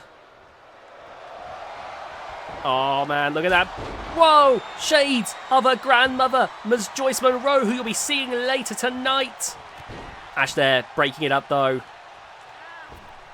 14-time world champion Ms. Joyce Monroe, a legend in the business. Looking to try and walk away tonight, women's champion. But that's easier said than done. Look at this. Helen Monroe lifting up Minnie Taylor. But Minnie managing to reverse it. And now bringing Helen back onto her feet now. Irish whip. And look at this. Oh, quick strike there. Nice jab by Helen Monroe, who now with another big stiff DDT. Going to tag in her sister Amber Monroe. And now Amber being pushed away by Minnie Taylor. Oh, and a stiff punch there. Bringing Amber to her feet once again. Irish whip into the corner. Stiff strikes. Look at that. Excellent work there. And now stomping away. Look at that. And now bringing Amber Monroe to her feet. Irish whip reverse there. Amber Monroe with a stiff strike. And now turning to Ash. And throwing Ash into the ring. Oh my god. Amber's trying to take out both members of the team. Good lord. The Monroe family trying to make a statement here. Not trying to just win, but looking to dominate. Oh my god. Minnie Taylor. Oh my god. To the back of the head. And that's got to be the end for Minnie Taylor, surely. That's got to be their hopes. Dashed in an instant. But Minnie Taylor taking Amber Monroe into the corner. Trying to fight back. But you got to imagine she is barely holding herself up here. Where she's holding her head is held low right now. So tagging in Ash, who looks ready to fight against Amber Monroe. Irish whip into the corner. And now, face first into the turnbuckle. Oh, here we go. What is this? Double team maneuver. Oh my god! That's incredible! But Helen Monroe breaks it up. We just saw a 3D from Minnie Taylor and Ash Davies. Oh man, look at this. Minnie Taylor from the top. Whoa, driving Amber Monroe down. Bringing her back up to her feet once again. Irish whip into the corner. And now, what is Minnie Taylor thinking? Oh, whatever it was, deflected immediately. But look at this. Pile driver! Oh my god! The top of the head crashing. 1, 2, but Amber kicking out. Amber's back up, mounting a comeback here. Whoa, what a takedown. And now, Irish whip into the corner, tagging in Helen Monroe. Oh my god, we're about to see the Monroes put away Minnie Taylor now. Look at that! And Minnie Taylor rolling out of the ring. The last thing she can think to do. Helen Monroe! Oh my god! Minnie Taylor! With the dodge. Minnie Taylor proving to be especially durable right now. This is incredible right now. Got to be careful of that count out though. The title will not change hands on a count out or disqualification. Oh, falling headbutt there. I believe that was a count of 5. Back into the ring. And there we go. Back in the ring. The match continues. And now look at this. Here we go now. Pinfall. 1, 2. And there's the kick out. Helen Monroe hanging in there. Oh, Minnie Taylor. Tagging in Ash. And Helen, caught there by Ash, into the corner. Oh, stiff strike there. And now Helen with the Irish whip, sending Ash into the corner. Oh, what is this? Look at this. Oh, but look at this. Hanging in there. Ash Davies, Irish whip into the corner. Oh, but the kick is caught by Helen Monroe. And a stiff series of chest chops from Helen Monroe. Grabbing Minnie Taylor, taking her down. Right across the face there with that punch. And now Ash fights alone.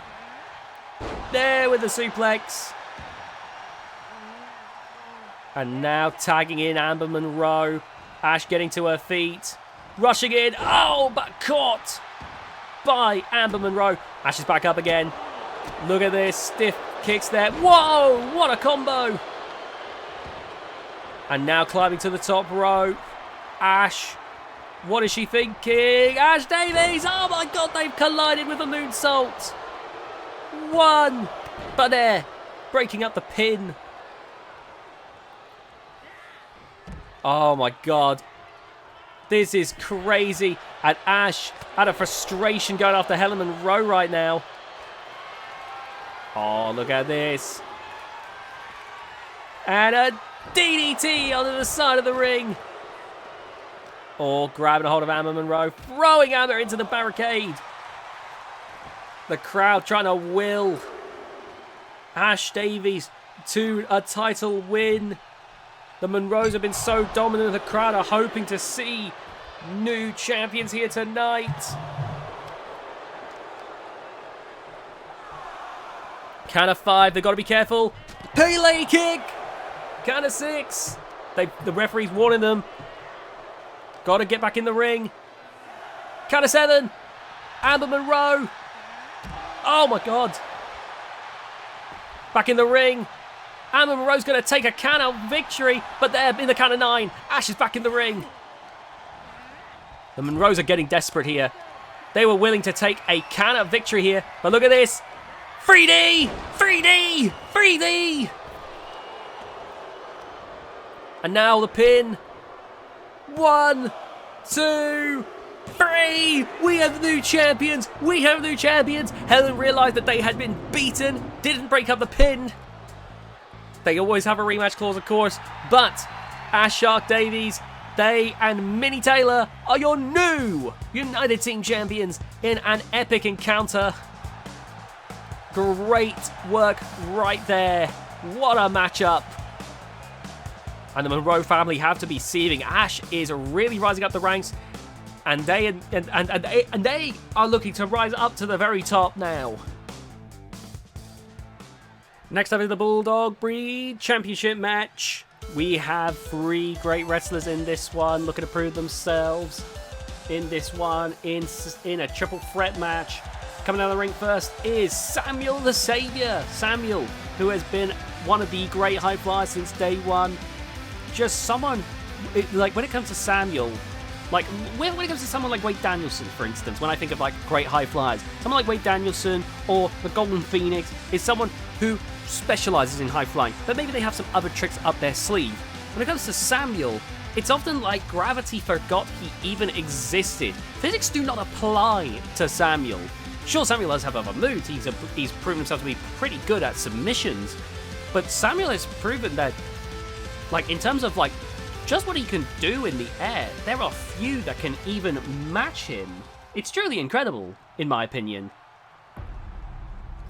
And now we see as Samuel can walk away with the Bulldog Breed Championship. I believe Samuel might have actually been like the first Bulldog Breed Champion. I could be mistaken on that.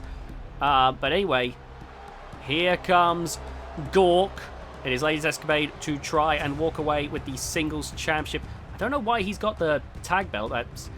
It seems that 2K24 is having a bit of a meltdown, but that's okay. We already know that Gore has lost the tag team title. He lost it earlier tonight against Showtime. But Gore looking to try and redeem himself here by winning the Bulldog Breed Championship here tonight in this matchup. That's easier said than done, of course, against such strong competition, but Gore has the abilities, I feel. I think he has got the ability to do something like this. But we'll have to wait and see how that goes in a triple threat match. Gore doesn't even have to be involved with the final result. So Gore, the chances of Gore walking away without his hand raised in the air is far greater than it is for Gore 2. It's like a 66% chance versus a 33% chance. Anyway, here comes the third man of the match, the defending champion, the Bull, Terry Adams. Now, you think about hitting the broadside of a barn, Terry Adams keeps getting wider and wider. Terry Adams feels like the broadside of a barn, but Terry Adams has really risen up the rankings over time. He's won the world title. He has won some of the biggest prizes in VGIW history, and now holding the Bulldog Breed Championship, looking to defend it here tonight. Terry Adams has proven himself to be a formidable presence. Quite a stocky powerhouse. Terry Adams can take on some of the best in professional wrestling. And you can see that he is, just as always, extremely eager to go. That is one of the things that's helped propel him over time. to being one of the best in this business.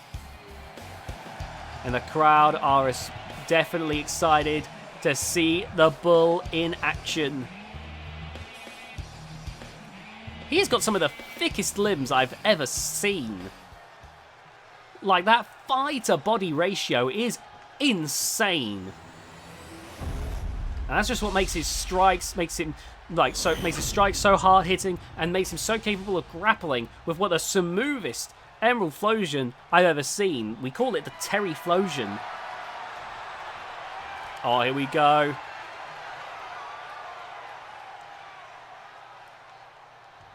And now the match is about to begin. Here we go. And look at this, Samuel racing in. Nice takedown there. But caught by Gore. Right to the back of the head and throwing Samuel like he's nothing. And now Gore in control here. But look at that, Samuel leaping. Nice strikes there by Samuel. But Gore now grabbing a hold of Samuel. Oh, look at this. This could be a bad time for Samuel the Saviour now. Throwing him aside. My, oh my. What a collision this has been so far between these three. Oh, and what a boot. Oh, super kick. Samuel going for the pin now, but broken up immediately. And now pushed away by Terry. And look at this. Squeezing around the head. Look at that. Into a crossface. Terry is just physically dominant there. Samuel, being the lightest, can't physically dominate these two, that's for sure. Look at that. See, he tries, immediately gets thrown aside. Samuel's best approach is his speed and agility, which he will far surpass these two at. In fact, Samuel's showing that he's still got plenty of energy there as Gore goes for a snake eyes. Oh, man. Oh, the big beatdown from Gore. Pushing away Terry there. And now, oh, the referee's got to get out of there. That's very dangerously close to the action. Oh, nice uppercut there.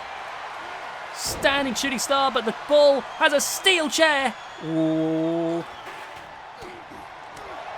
And look at this beatdown right to the back of the head. And now Gore, Irish whip against the ropes. Big boot there. Turning. Oh, and now you can see Terry Adams with those elbow strikes. Irish whip. Oh, nice reversal there. Oh, no dice there, though. Look at this. Fall away slam. Oh, my God, onto the chair. And Samuel rolling out of the ring, completely dazed and confused. And Terry Adams with that steel chair. Look at that white Gore out. Gore, who's not at 100%, has competed, I believe, twice tonight in the Championship Briefcase match, in that triple threat Tornado Tag Team match. So Gore is not at 100% here. Oh, look at this. Samuel ducking under. Oh! Tried to take them both out. Didn't quite get it, though. And now, big power slam there from the bull. But Gore, look at that! Throwing like he's nothing. And now, oh my God, Gore with Samuel. Throwing him down. Going for the pin. But Terry rushes over just in time to break things up. Oh, clubbing blow across the back. Elbow strike. Samuel is out. Samuel is out. Look at that. He's getting to his feet, but he is out of it. Irish whip from Terry there. And now, going for snake eyes. Driving him down. Oh, an elbow strike. Oh, what a kick there. Samuel, quicker off the trigger, but Terry now with Samuel the Saviour. There's the snake eyes. For Samuel, this would be a big win. For Gore, this would be a big win. For Terry, this would be a big occasion to, reaffirm that he is a big-time player here. Oh, man. Oh, now look at this. Big flatliner there to Gore. And now, oh, look at this. Look at this. Oh, my God, this is incredible. This is the strength of the bull. But Gore rushing over. Samuel has been getting pretty much bullied this match, I feel, by these two larger opponents. Samuel trying to fight back here, but Gore again out-muscling Samuel and throwing him aside. Terry, Irish whip, throwing Gore to the outside, and now turning to Samuel here. Yanking on the leg, trying to make sure that the high flyer can't mount a comeback. And now that steel chair. Oh, across the midsection. And again. Now going for an elbow drop. And now Samuel is out of it. And you can see that Terry Adams looking to put away Samuel here. Look at it. Oh my God. That Gore there with a kick to the head. But Terry's right back up. Just unfazed. The bull dodges. But can he dodge this? I don't think so. Oh, takedown there. Going for a pin. Will that be enough though? One. Only a 1 count. And now turning. Oh, Gore actually going to the outside. You see Samuel not running. Clearly been majorly beaten down. Oh, and it doesn't end for Samuel. Kendo stick to the face. Oh, shattered across the chest. Child embedding in the flesh into the pectoral muscles. Oh God, and more damage done. Rear choke slam onto those shards. Oh, big kick there from Samuel. Samuel saying, bring it on. The damage, the amount of damage that these two have done to Samuel. Samuel clearly willing to fight through it. Got to be the underdog in this matchup between these two physical specimens. Although your underdog may depend on who you go for. Do you go for the person who was an underdog in the bull, Terry Adams, who has finally established himself as a top-level wrestler? Do you go with Gore, who's on his 3rd match tonight? Oh my God, not on the chair! It's hit onto the chair! Or do you go with the man who was beaten down by both wrestlers throughout this match? Sam, who has barely gotten a look in. Samuel, the saviour. Oh, now look at this. Nice head scissors takedown. Who is your underdog in this match? Stiff forearm strike. Going for the leg now. Gore has recovered, but looks to be waiting until he knows that he's ready to get back into this. Oh man, towering over. Oh, good God almighty. And there with a DDT. Look at this, grabbing hold of Samuel, but Samuel fighting back here. Nice elbow strikes right there. Oh, and big elbow strike right there. Going for a pin, but Gore is back up, and Gore not even going to let the pin start. Irish whip into the corner.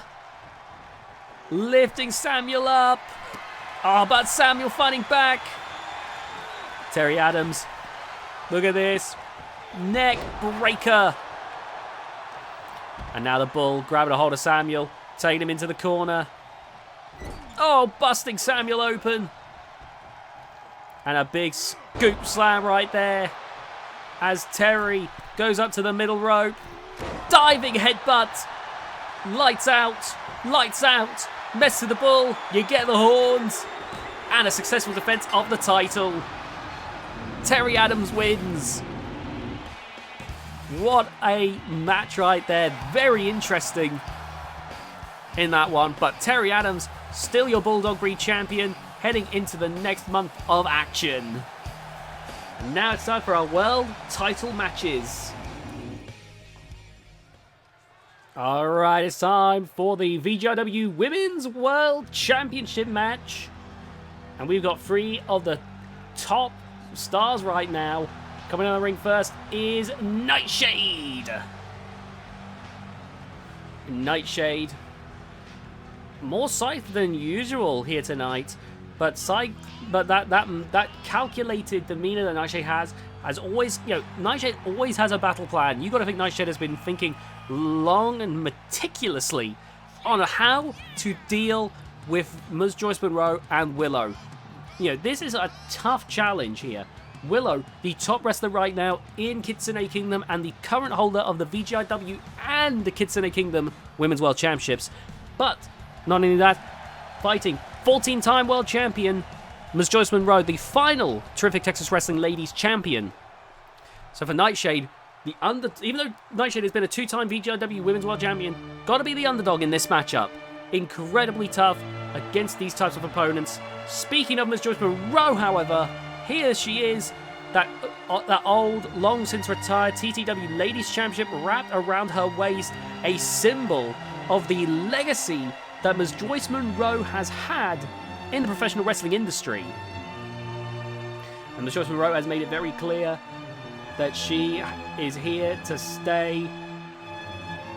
Made it clear that she has, you know, Ms. Joyce Monroe has made it clear that she, despite her age, despite being the oldest member in the active roster, she's not going anywhere. And the crowd, I hear a fan yelling there that they've got their money on Ms. Joyce Monroe. And it's hard not to, the way the Monroe family have been so dominant as of late. Ms. Joyce Monroe looking to become a 15-time world champion here tonight by winning the title once again, the VGIW Women's World Championship. She lost it most recently to Willow. And now we await the top wrestler in women's wrestling right now. The top dog. Here she is. Here is Willow. While Ms. Joyce Monroe holds a title from the past, Willow holds 2 of the top prizes for the women's wrestling in the present day. Lifting up high. She lifted up high the Kitsune Kingdom Women's World Championship. And, of course, across the shoulder there is our top prize, the VGIW Women's World Championship. Kitsune Kingdom, another of the shows you can find on the VGIW channel, alongside Canadian Destroyer Promotion, Terrific Texas Wrestling, you know, and so many more. Please subscribe, GHK, the Training Center, and so much more. Subscribe to the channel. We got so many great things for you to watch week on week on week, as long as I can play catch up again and stick to the schedule. There's a lot of action to see week after week after week, so we'd appreciate if you hit that subscribe button. And now Willow holding up the Kitsune Kingdom Championship from her home of Kitsune Kingdom. But the title she's defending tonight is on her shoulder, the VGIW Women's World title. And now, here we go. An epic matchup here. Of course, after this, we will have the Men's World Championship match between the Crusher and Herman.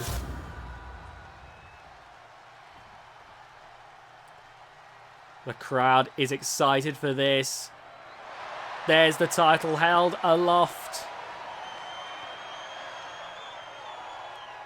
And the crowd cannot wait. Who's going to come out on top in this one? You can see all 3 of them are ready to go here. And the bell's rung, the match begins. Ms. Joyce Monroe and Willow colliding to start things off here. Oh, but Nightshade coming in, swooping on in, taking Willow into the corner, going, oh, with a knee strike to Ms. Joyce Monroe. And you can see the way that Nightshade is dividing and conquering right now in this triple threat match. Getting Willow out of the equation to focus on Ms. Joyce Monroe must be that she believes that Ms. Joyce Monroe, due to her age, is the weak link in this match. Not necessarily a bad judgment call, because as much as Ms. Joyce Monroe is a legend, with that old age, that Monroe durability can only get you so far. She may be hardy for an old lady, but she's still an old lady. And look at this right now. Nightshade in firm control right now of this matchup. But Willow going to be able to bring a big fight to Nightshade, taking her down there with that strike. And now Ms. Joyce Monroe here. Going for the arm. Nice stuff there. And this is the technical displays from Ms. Joyce Monroe. Going for the limbs. Nightshade now, Irish whip, but reverse there. Into the corner. And look at this. Right and left. going old school on Nightshade's ass. And now Willow looking on the ring, grabbing a bin. And now a steel chair from his Joyce Rowe. Oh, wait a minute though. Oh, reverse. Oh, holy cow, what a strike. Sending the bin flying with the force there. But there you see Willow with that knee strike, clearly bouncing back. But sent into the steel steps. Let's see a bounce back from that. Nightshade. Oh, Willow, Nightshade, Mr. barely avoiding taking the full brunt of the steel steps. More falling down them. And now, look, oh my God, look, listen, it's been a long day. This has been a hell of an event. A lot has happened. We have seen all kinds of action. And, oh man. Oh, here we go now. Oh, good grief. The free brawling on the outside here. Steel chairs to the face. And Willow, dazed and confused. And right now, Miss Joyce Monroe psyching herself up here, saying, you want to fight, bring it on. They're practically babies in comparison to Miss Joyce Monroe and her tenure, her long career in professional wrestling. Miss Joyce Monroe has travelled the globe. She's fought in every promotion I can think of. She's fought in VGIW. She's fought in GHK. She's fought in Canadian Destroy Promotions, in Kitsune Kingdom. Miss Joyce Monroe has done it all. She's gone to Outrage Combat Wrestling. The only place she hasn't gone to yet, I'm pretty sure, is Shockwave Sports. Give her enough time, and I'm sure she'll find her way there. Oh, Miss Joyce Monroe is a legend who has had a long storied career, and despite that, despite the age, her and Herman have both managed to continue relevancy. Oh, even in the modern age, nice takedown there by Miss Joyce Monroe, going for the pin now, hoping to have knocked Willow out. But a quick kick out, not even at a one count, and you can see Miss Joyce Monroe shocked about that one. And now look at this. Big knee trembler. Oh, but look at this. Double underhook backbreaker. Nightshade with an elbow drop for added exclamation there. And Miss Joyce Monroe rolling out of the ring to try and recover. Nightshade now going for Willow. And now, oh, to the face. Meanwhile, Miss Joyce Monroe grabbing that trash can from earlier and throwing it into the ring. Narrowly avoiding hitting Nightshade with it. Oh. Taking Nightshade into the corner now. Stiff right hand. Grabbing that bin. And throwing it to the back of the head of Willow. Willow now out of it. Face first. Look at that. Old school offense there. Sending Nightshade face first into the turnbuckle. But Nightshade stopping it. And now delivering one of her own. Whoa! Willow. Shades of the Lizard King. Oh, Miss Joyce Monroe there. Oh, caught there by Willow. And you can see right now, Willow. Look at this. Oh, lights out. Lights out. Lights out. 1, 2. And Miss Joyce Monroe barely clinging on. The legend hanging in there after Willow hit her finish. Nice takedown there by Nightshade. And now springboard into Miss Joyce Monroe. It didn't quite get all of it, so Miss Joyce Monroe may have been staggered, but now bouncing back. And look at that, getting a stern turning off with a shovel across the back. And now Miss Joyce Monroe hit with a shining wizard. Oh, but the shovel to across the skull. And now the back of the leg and the front of the leg. Oh, and the other leg now. And now to Miss Joyce Monroe. Oh my God. Willow swinging like it's nobody's business. God, across the face of the legend. But Miss Joyce Monroe's back up. And look at that, caught by Willow. Still dazed and confused. Miss Joyce Monroe may be a sitting duck here. Springboard. Oh my God. Miss Joyce Monroe trying to roll away. Trying to get out of this. And now racing over. Look at that. But Nightshade. breaking the guitar over Willow's back, and they're going for the pin. Could she have it? 1. No, only a 1 count. What a crazy match this has been. DDT. And now, look at this going for Ms. Joyce Monroe now, dragging her away from the ropes to see if the legend has had enough. But you can see Ms. Joyce Monroe getting to her feet here. Oh, look at this. Neck breaker. And now dragging Ms. Joyce Monroe away from the ropes once again here. And now Ms. Joyce Monroe once again getting to her feet. Willow's got a hockey stick. And Nightshade, springboard, clothesline. And now, oh, managing to disarm just in time. Look at this submission hold. Incredible stuff there. And you see Ms. Joyce Monroe trying to break it up, but can't seem to get the hold let go. And they're managing to finally break it up just in time. And now, look at Nightshade go here. Oh, Irish whip into the corner. Could this be the beginning of the end? Oh, going for the pin here. 1, 2. Oh, Willow kicks out at 2. This is incredible. Nightshade. Her battle plan seems to have fallen apart. She's getting herself a little... Oh! Kinshasa! Oh my god. Oh my god. Oh my god, Willow. Willow. 1, 2. Oh! Barely broken up in time. And now Ms. Joyce Monroe taking Willow into the corner. Stiff strike there. And now Ms. Joyce Monroe grabbing that steel chair. You can tell she's running on empty. Can barely keep up with these new rising stars, but that chair to the skull may be enough. She goes looking under the ring. 1, 2. Willow kicking out barely with the strength. Willow being brought back to her feet once again. And look at this, fighting back now. Back and forth. There's Joyce Monroe, Irish whip into the corner. And Willow kick to the back of the head there. And now, oh, for added punishment. And Ms. Joyce Monroe rolls out of the ring. And now with the kendo stick, right across the face of Nightshade. And again.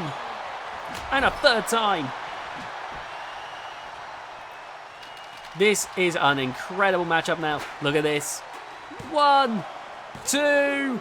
Nightshade kicks out. Barely hanging there. You can tell Willow's starting to get frustrated. For Nightshade, her battle plan has completely fallen apart. You could see her getting a bit torn here. Oh! Ms. Joyce Monroe! The legend! Oh my god. Can she get Willow to tap? No. Willow hanging on in there. And there we see Nightshade breaking it up. Oh! Springboard clothesline from Nightshade. Willow now with the Irish whip. Oh, stiff strike to the midsection. And now turning to Ms. Joyce Monroe. But Ms. Joyce Monroe, look at that zigzag. Oh, and now quick series of strikes there. Look at this. Going for a pile driver. Old school meets old school there. And Ms. Joyce Monroe rolling out of the ring. Here we go now. Nightshade. Irish whip, reversed by Willow, ducking under, jumping over. Oh, caught by Nightshade. And look at this, going for that submission hold once again. And Ms. Joyce Monroe, trash talking, doesn't seem to realise the situation, has just realised it's too late though. Nightshade wins, Nightshade wins, Nightshade wins. We have a new Women's World Champion, free time, Women's World Champion. What an incredible collision right there. Nightshade on top. Nightshade wins. Standing as victorious over these two greats. Time for the final match of the night of Road to Nowhere. It's time for the Men's World Championship match. 2 Colossuses, 2 Titans in the ring. This is going to be a visual spectacle, if nothing else. As the Crusher from Storm System Worldwide, one of the most dominant wrestlers we've ever seen, had been on an undefeated streak for the longest time, takes on the giant Herman. The Crusher looks like a lab experiment gone wrong. Before The Rock took the moniker, I called the Crusher the final boss of VGIW. Because that's what he looks like. He looks like a final boss. He is towering, standing about 6'11", I believe. And with a physique like that, he is a scary presence. The Crusher can absolutely physically dominate anyone and everyone. It's what's made him such a scary presence in that ring. And allowed him to win damn near every title he dares go, well, he decides to go for. Which is why I'm backing the legend Herman, who's making his way to the ring. And you see the way that Herman is psyching himself up here. The crowd on their feet to see the legend in the ring. Herman is ready to go, to give it his all for the crowd. The crowd, they are so excited for this. Herman has been weathered by the decades he has spent in the ring. Defying the fact that a man of his size is still competing at this age. It is truly incredible to see Herman still going. You can't wonder though, when Herman loses that belt, it might be the final time he ever gets to hold not just a world title, but a title, period. So we might see, so ladies and gentlemen, keep in mind this may be the very last time we see Herman for championship should he lose here tonight. He does have a rematch clause, but this could very well be the end. Because if he loses to the Crusher, I don't suppose he could win a rematch. Good lord. Well, the crowd with their boos to the Crusher, they've made it very clear whose side they're on here. And now the cheers erupting for the Giant. Look at the belt. That is the top prize for the men here in VGIW. And it looks so small on the Giant. Normally the Giant, Herman, would celebrate with the crowd, but you can see there he is focused. Keep in mind that Crusher would have started his career in terrific Texas wrestling, where Herman first was making his name. So Herman has known what Crusher has been like since the beginning. Herman would have been a good decade or so in the business when the Crusher made his debut. And so Herman knows what the Crusher is like. Herman knows how dangerous the Crusher can be. And here we go, the final match of the night begins! Oh, and a stiff headbutt. Oh, dodging there. Look at this. Choking Herman here. And a stiff strike there. Herman sent into the ropes. Irish whip. Reverse there, though. Oh, deflecting. Oh, my God! Herman, though, fighting back. Irish whip. Reverse there by the Crusher, who takes Herman into the corner. Oh, my God. Oh, the elbow strikes. And now, look at this. The Crusher dominating Herman right now. Oh my God. What an elbow strike right there. And now, just bringing the pain down here. Herman sliding to the side of the ring, trying to get back to his feet. The Crusher with that elbow, with that shoulder thrust. Now on the outside. Gotta be careful of that can out. Slamming the arm down. Herman with a kick there to the face of the Crusher, but the Crusher is not phased. Throwing Herman back into the ring. Herman, the veteran, the legend, dazed and confused. We got a veteran versus a legend here in these two. Oh, now look at this. Herman, hit toss. Maybe just gotten himself a window of opportunity. He's got to make the most of it. Because you better believe that Crusher's not going to make this easy. Herman now, the Giant, pinning down the Crusher here. Oh, man, what can he do to the Crusher is my question, though. Oh, it's going to take a lot. Going for the pin here. What? No, not even a 1 count. Not even a 1 count. Kicked out practically immediately. Bringing the weight down there. And now, again, though, now to the back of the neck. Using the weight to his advantage there. Crusher may be similarly big, but Herman, still, even regardless of how big you are, if you have like 400, 500 pounds dropped on you, that's still going to be a lot of damage. Oh, headbutt there from the Crusher, though. Herman standing strong, refusing to back down. Oh, barely dodging. Elbow strike there. And now, look at this. Slamming down the Crusher. And now, look at this. The Crusher. Caught by Herman. Shoulder first into the ring post. And now pressing down. Look at this. This is incredible right here. Oh, man. Irish whip. Ducking under. Oh, trying to go for that Lizard King punch. But no dice there. No. No way. Oh, my God. The crowd. You can hear the boos. Seeing the Crusher destroying the champion. Destroying the legend. It's the roars. The boos are overwhelming. And Herman hanging in there. Hearing the crowd. Herman refuses to give up. And the Crusher now. Oh, look at this. Oh, God. The Crusher choking Herman out and taking him down with that stiff strike to the gut. Oh, my God. But look at this. Herman fighting back.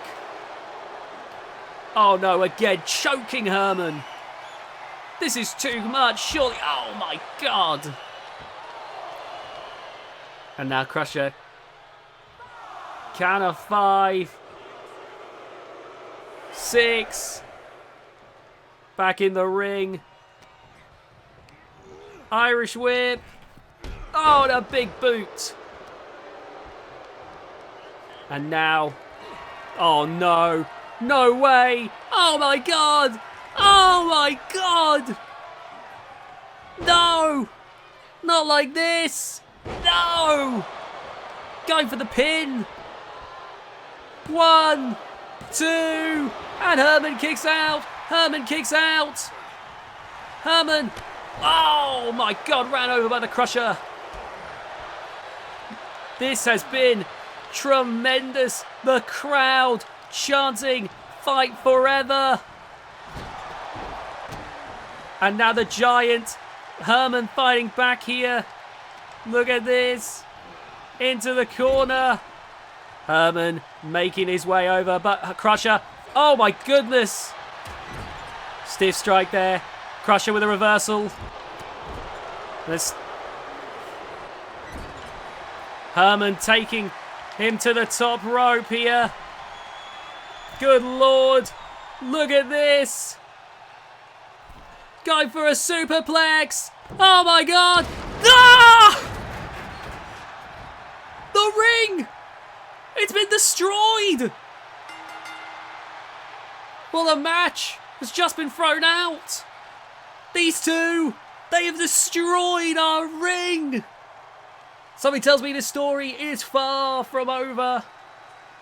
But Herman walking away tonight with the World Championship.